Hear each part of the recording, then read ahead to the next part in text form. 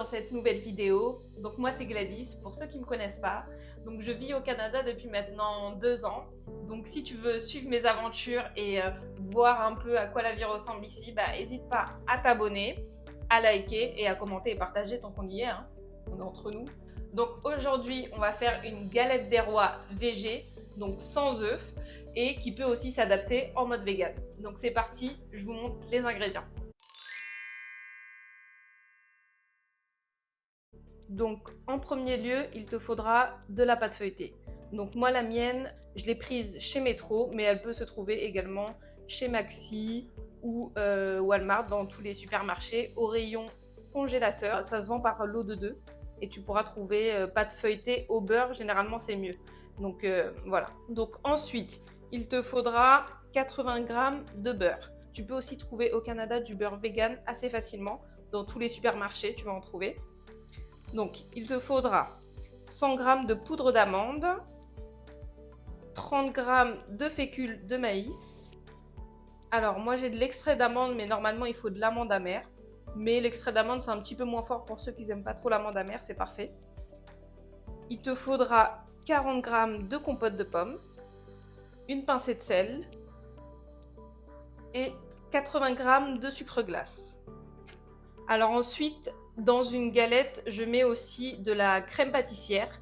Je l'ai déjà faite, donc je te mettrai la liste des ingrédients en barre d'infos. Donc, dans un premier temps, tu vas prendre le beurre, tu vas le mettre dans ton saladier. Hop. Ensuite, la poudre d'amande, la fécule de maïs. Tu rajoutes le sucre glace.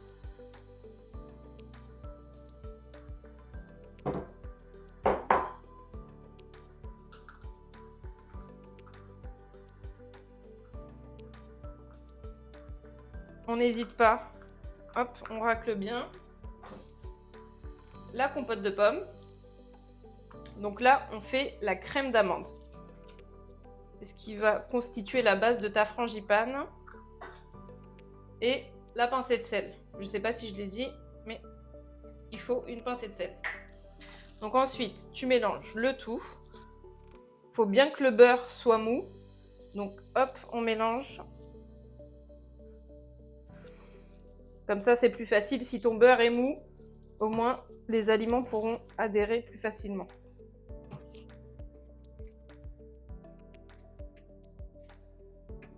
On mélange, on mélange, on mélange. Hop, voilà. Comme ça te fait une belle crème. Tu mélanges jusqu'à ce que ce soit homogène et que ça fasse une belle crème d'amande. Hop, et à la fin, je vais rajouter l'extrait d'amande pure, mais on peut mettre de l'amande amère pour relever ce petit goût un peu de frangipane. Si on aime, si on n'aime pas, on peut laisser comme ça. Alors, donc on met l'extrait d'amande. Donc moi, je vais mettre quelques gouttes. Waouh, j'en ai mis un petit peu beaucoup.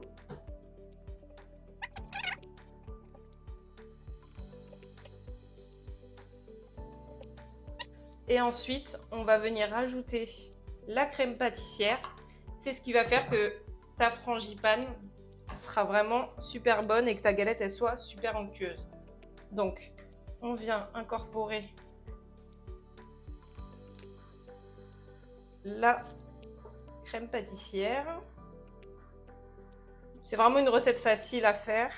Il faut juste prendre le temps de préparer la crème pâtissière à l'avance. C'est juste ça. Hop, il vous faut juste une spatule pour remuer et le tour est joué. Franchement, c'est super rapide, super facile. C'est encore mieux après si on arrive à faire sa pâte feuilletée. Mais moi, pour l'instant, c'est pas encore le cas. Parce que ça prend du temps, c'est compliqué à faire avec les tours et tout, etc. Moi, j'arrive pas encore à la faire. Mais si tu sais la faire, tant mieux. Si tu sais pas la faire, te prends pas la tête. Tu vas acheter de la pâte feuilletée déjà toute faite. Et le tour est joué. Hop, et voilà. Franchement, j'ai mis quoi, 5 minutes, 5-10 minutes à la faire, à faire la frangipane. Hop. Et voilà. C'est bon. Donc, on va passer au montage. Ensuite, on va mettre la frangipane donc dans une poche à douille. Si jamais tu n'as pas de poche à douille, tu peux prendre soit un sac de congélation, et sinon tu peux l'étaler directement comme ça sur ta pâte aussi, ça fonctionne très bien.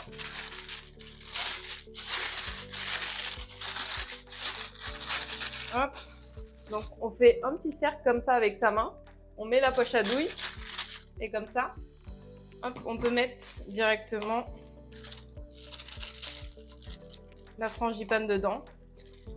Et si jamais ça te gêne un peu de faire comme ça, tu prends un verre, un petit verre, hop, tu mets ta poche à douille et tu la retrousses autour du verre, tout simplement.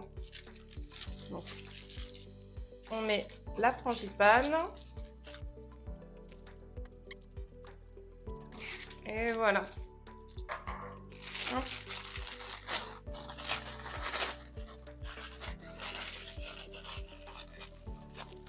On ferme, on roule et hop, c'est bon. Il n'y a plus qu'à couper le bout et on est bon. On prend la poche à douille, hop. On vient couper à peu près ici. Hop. Et c'est parti.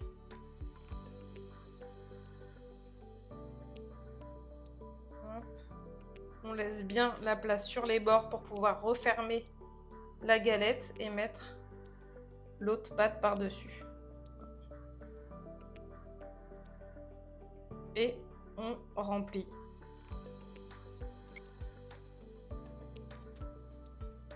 Alors, à ce moment-là, si on a une fève, on met une fève. Moi, j'en ai pas, parce qu'ici, en fait, dans les magasins, vu qu'ils font pas trop la galette des rois, donc du coup, il y a pas de... j'ai pas trouvé de fève. J'aurais pu en commander, mais bon.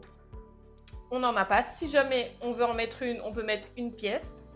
Alors, bon, petit problème de micro, donc du coup, je te fais une petite voix off pour t'expliquer un peu la suite de la recette. Donc, tu viens prendre ta deuxième pâte feuilletée pour recouvrir la moitié de ta galette.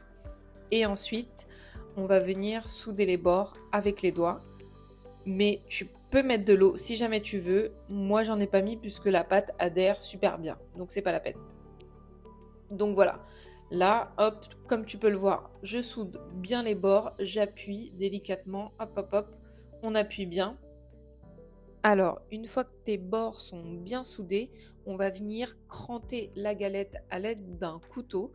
Tu vas prendre le dos du couteau et on va venir faire des petits crans tout autour de la galette pour que ça soit joli et que ça fasse une petite décoration super sympa.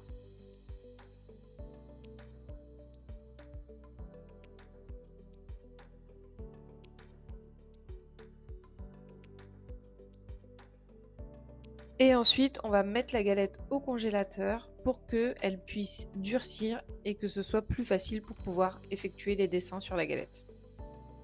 Une fois que tu as congelé ta galette pendant 30 minutes, hop, ce qu'on va faire, c'est on la retourne. Comme ça, on a le côté plat. Et après, on vient faire les dessins. Et une fois que les dessins seront faits, on va badigeonner de lait. Donc soit du lait végétal ou du lait normal, en fonction, pour que ça soit un tout petit peu doré, pour que ça fasse, en gros, ça remplace le jaune d'œuf pour la dorure. Donc c'est parti.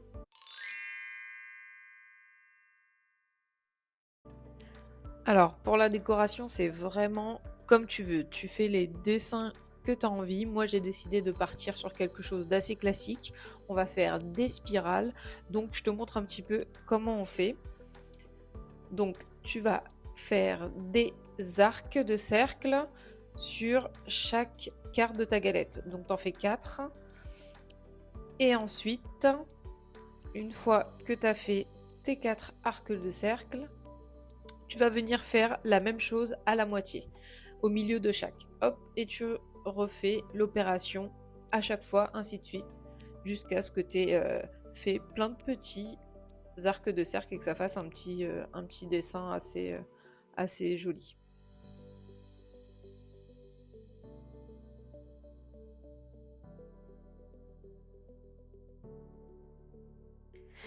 Et petit point très important, n'oublie pas de faire un petit trou au centre de ta galette avec ton couteau pour éviter qu'elle ne gonfle trop.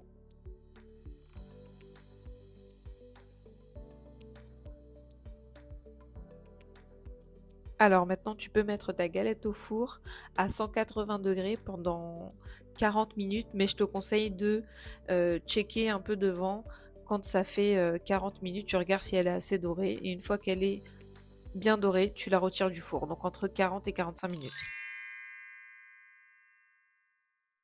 Alors, pendant que la galette est en train de cuire, on va faire un petit sirop d'imbibage qu'on va mettre directement sur la galette une fois qu'elle sera cuite, qu'elle sera sortie du four. Donc c'est tout simple, il te faut du sucre et de l'eau. Donc la même quantité d'eau et de sucre que tu mets dans ta casserole. Hop. Et tu fais chauffer juste et tu laisses juste un petit peu à ébullition quelques minutes, et dès que ça bout, hop, tu l'enlèves et tu vas pouvoir badigeonner ta galette. Alors, voici la galette. Voici la galette qui sort du four. Et maintenant, on va mettre le sirop justement qu'on vient de faire. Tout simplement, on va venir badigeonner pour que ça fasse un effet un petit peu brillant sur la galette. Et c'est ce qui va faire un peu la différence. Donc ça va être vraiment sympa. Elle est super bien gonflée, bien dorée. Franchement, je suis trop contente. J'ai hâte de la goûter. Hop. On badigeonne bien partout, on n'hésite pas. Et comme ça va apporter encore une petite touche un petit peu plus sucrée aussi à la galette. Et voilà.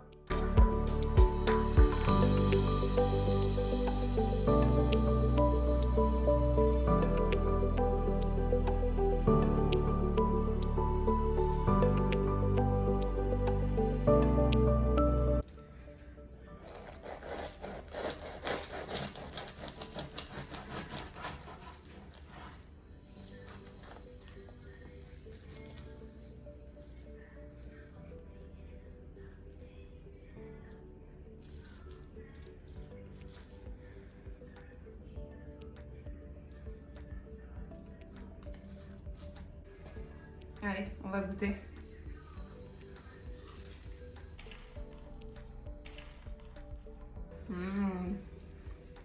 Trop bonne. Anaya, tu veux goûter?